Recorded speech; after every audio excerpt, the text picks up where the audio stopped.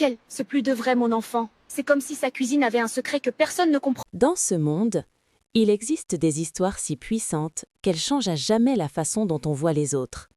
Des histoires de réussite, de jalousie et de vérité. Alors prends quelques secondes, installe-toi confortablement et écoute attentivement, car ce que tu vas entendre aujourd'hui pourrait bien te surprendre et même te toucher profondément. Au cœur d'un village paisible, baigné par la chaleur du soleil et entouré de grands baobabs, vivait une femme connue de tous, Mama Épice. Une femme simple, discrète, mais respectée comme une reine. Sa réputation ne venait pas de sa richesse au départ, mais d'un talent unique, son riz jollof. On disait que son plat avait un goût qu'aucune autre personne ne pouvait reproduire. Un goût si riche, si parfait, que certains parcouraient des kilomètres juste pour en manger une seule bouchée. Chaque matin, avant même que le soleil ne se lève complètement, les clients étaient déjà là, alignés, patients, espérant ne pas rater leur part. Et comme toujours, avant même midi, tout était déjà vendu. Pourtant, malgré ce succès, Mama Épice restait humble. Elle servait chaque client avec respect, avec un sourire sincère, comme si chacun était important. Pendant des années, sa vie était stable, paisible, parfaite. Jusqu'au jour où une autre femme entra dans son histoire, Nadia. Contrairement à Mama Épice, Nadia portait sur son visage les marques d'une vie difficile. Fatiguée, affaiblie, perdue, elle cherchait simplement une nouvelle chance de survivre. Ayant longtemps observé le succès de Mama Épice, elle décida de suivre le même chemin. Avec espoir, elle lança son propre commerce de nourriture, reproduisant chaque détail qu'elle avait vu. Les ingrédients, la présentation, tout. Mais malgré ses efforts, rien ne fonctionnait. Les clients ne venaient pas. Les jours passaient et son stand restait vide. Assise seule, elle regardait les gens passer devant elle, sans même jeter un regard, se dirigeant directement vers Mama Épice. Et c'est là que quelque chose changea en elle. Ce n'était plus de l'admiration, mais de la jalousie. Une jalousie silencieuse, mais dangereuse. Elle commença à se poser des questions. Comment deux personnes peuvent faire la même chose et obtenir des résultats si différents? Peu à peu, son esprit s'assombrit. Elle commença à croire qu'il y avait un secret, quelque chose de caché. Alors elle observa. Jour après jour, nuit après nuit, elle surveillait Mama Épice, cherchant un signe, un indice, mais rien. Rien d'étrange, rien d'anormal. Juste une femme qui travaillait dur, honnêtement. Mais Nadia refusait d'accepter cette réalité. Alors elle prit une décision qui allait tout changer. Un matin, profitant d'un moment d'inattention, elle ajouta discrètement une substance dans la marmite de Mama Épice, convaincue que cela détruirait sa réputation. Mais ce qui arriva fut totalement inattendu. Le riz se vendit encore plus vite que d'habitude, et les clients affluèrent encore plus nombreux. Et ceux qui n'avaient rien eu se tournèrent vers Nadia. Pour la première fois, son stand se remplit. Elle souriait, convaincue que son plan avait enfin fonctionné.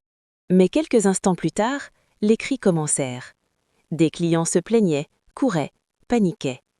Le chaos s'installa, et très vite, la vérité éclata. Dès le lendemain, tout le village parlait d'elle, mais pas comme elle l'espérait. Sa réputation était détruite, son commerce vide à nouveau. Pendant ce temps, Mama Épice continuait, comme si rien ne s'était passé. Et malgré tout cela, elle ne se vengea pas. Elle continua simplement à faire le bien. Submergée par la honte, Nadia regrette de tout son cœur ce qu'elle avait fait. Elle se rendit au village et demande pardon à tous les clients qui avaient été malades. Elle se met aussi à servir Mama Épice, amicalement, honnêtement. C'est une vie difficile, mais c'est la vérité qui compte. Et le désespoir, Nadia retourna vers elle, implorant une seconde chance. Et contre toute attente, Mama Épice accepta de l'aider. Mais Nadia n'avait toujours pas changé. Elle observa encore, chercha encore, et quand elle ne trouva rien, elle recommença à mentir, à manipuler, à accuser. Mais encore une fois, tout se retourna contre elle. Le succès de Mama Épice ne faisait que grandir, et la frustration de Nadia aussi. Finalement, aveuglée par la jalousie, elle alla trop loin. Elle chercha une solution dans l'ombre, auprès d'un homme mystérieux. Malgré les avertissements, elle insista. Elle voulait voir Mama Épice tomber, peu importe le prix. Mais certaines lois de la vie ne peuvent pas être brisées sans conséquence. Le lendemain, ce n'est pas Mama Épice qui souffrit, mais Nadia elle-même. Son propre corps commença à lâcher. La douleur devint insupportable, et dans ce moment de faiblesse, elle comprit enfin. Le mal qu'elle avait souhaité lui était revenu. Brisée, en larmes, elle avoua tout. Elle confessa ses actes, ses intentions, ses erreurs. Et face à elle, Mama Épice resta calme, sans colère, sans haine. Elle expliqua simplement une vérité que beaucoup oublient, qu'un cœur pur est une protection que rien ne peut briser, et que toute mauvaise intention finit toujours par revenir à celui qui la porte. Et au lieu de la punir, elle choisit de pardonner, un geste rare, puissant et profondément humain.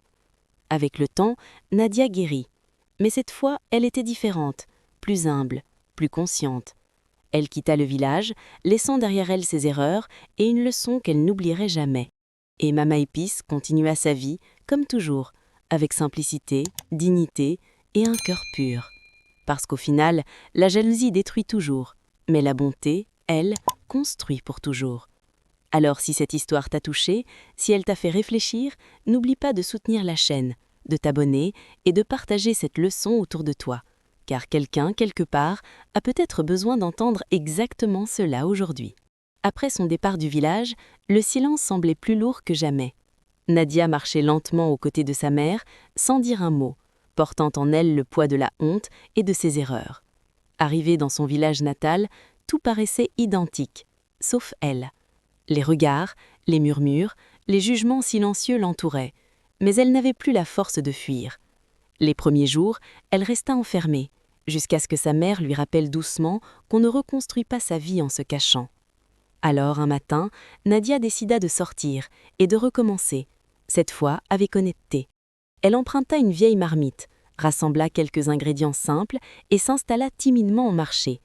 Les débuts furent difficiles, personne ne venait, mais elle resta, jour après jour, sans tricher, sans mentir. Puis un vieil homme s'approcha, goûta son plat et lui dit que ce n'était pas parfait, mais que c'était honnête. Ces mots changèrent tout. Lentement, les clients commencèrent à revenir, un par un, puis de plus en plus. Pendant ce temps, Mama Épice, restée dans son village, pensait souvent à Nadia, non pas avec colère, mais avec espoir. Un jour, elle entendit parler d'une femme dans un autre village qui vendait du riz avec sincérité, et elle comprit immédiatement. Elle décida alors de lui rendre visite. Arrivée sur place, elle observa Nadia de loin, la voyant travailler avec calme et respect, transformée. Elle se mit dans la file comme une simple cliente, et lorsque Nadia la reconnut, le temps sembla arrêter. Les émotions étaient fortes, les mots difficiles à trouver. Mama Épice lui demanda simplement de servir son meilleur plat. Nadia le prépara avec soin, les mains tremblantes, mais le cœur sincère. Après avoir goûté, Mama Épice lui dit qu'elle avait enfin compris. Les larmes de Nadia n'étaient plus celles de la honte, mais celles de la paix retrouvée. Ce moment marqua un nouveau départ.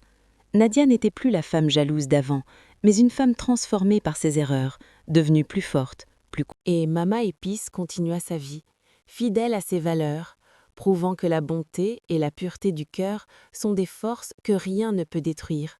Car au final, ce ne sont pas nos erreurs qui définissent qui nous sommes, mais le courage que nous avons de changer et de devenir meilleurs. Avec le temps, la petite activité de Nadia continua de grandir, lentement mais sûrement, non pas grâce à des raccourcis ou à des tromperies, mais grâce à sa persévérance et à la sincérité qu'elle mettait désormais dans chaque geste. Les habitants du village commencèrent à lui faire confiance, non pas pour la perfection de son plat, mais pour l'authenticité qu'ils ressentaient en le dégustant. Chaque sourire qu'elle recevait était pour elle une victoire silencieuse, une preuve que l'on pouvait se relever même après être tombé très bas. Mais au fond de son cœur, Nadia savait que son chemin n'était pas encore terminé. Elle ressentait encore le besoin de se pardonner elle-même, car accepter le pardon des autres est parfois plus facile que de s'accepter soi-même. Pendant ce temps, Mama Épice, de retour dans son village, continuait à inspirer ceux qui l'entouraient. Mais elle aussi avait changé. Cette histoire lui avait rappelé que même les personnes qui font le mal peuvent évoluer, à condition d'avoir le courage d'affronter leurs erreurs. Un jour, contre toute attente, une opportunité inattendue se présenta à Nadia. Un commerçant de passage, impressionné par son histoire et sa détermination, lui proposa de fournir son riz à un marché plus grand, dans une ville voisine. Au début, elle hésita. La peur de retomber dans ses anciennes habitudes la paralysait, mais elle se souvint des paroles de Mama Épice. Vivre avec un cœur propre. Alors elle accepta, avec prudence, mais avec espoir. Les débuts dans la grande ville furent difficiles, la concurrence était forte, les critiques nombreuses. Mais cette fois, Nadia ne chercha pas de raccourci. Elle travailla encore plus dur, améliorant son plat, apprenant de ses erreurs, restant fidèle à ses nouvelles valeurs. Petit à petit, son nom commença à circuler. On ne parlait plus d'elle comme de la femme qui avait échoué, mais comme de celle qui s'était relevée. Et un jour, son stand attira une foule intense, inattendue. Des clients venaient non seulement pour manger, mais pour entendre son histoire, pour comprendre comment elle avait transformé sa vie. Nadia réalisait alors que son plus grand échec était devenu sa plus grande force. Pendant ce temps, dans son village, Mama Épice entendait parler du succès grandissant de Nadia et souriait, fière en silence. Elle savait que ce succès n'était pas seulement celui d'un commerce, mais celui d'une transformation profonde. Les années passèrent et un jour, Nadia prit une décision importante. Elle retourna dans le village où tout avait commencé, non pas avec honte, mais avec dignité. Elle marcha dans les mêmes rues, croisa les mêmes regards, mais cette fois, il n'y avait plus de murmures, seulement du respect. Elle s'arrêta devant le stand de Mama Épice, comme autrefois, mais avec un cœur apaisé. Les deux femmes se regardèrent, sans besoin de mots, car tout avait déjà été compris. Ce moment marqua la fin d'un long voyage intérieur, celui d'une femme qui avait appris que la réussite ne se vole pas, qu'elle se construit et que la paix intérieure vaut plus que toute richesse. Et ainsi, l'histoire de Nadia devint une leçon vivante pour tous ceux qui l'entendaient. Peu importe à quel point tu es tombé, tant que tu choisis de te relever avec honnêteté, la vie te donnera toujours une seconde chance, et parfois même une nouvelle destinée.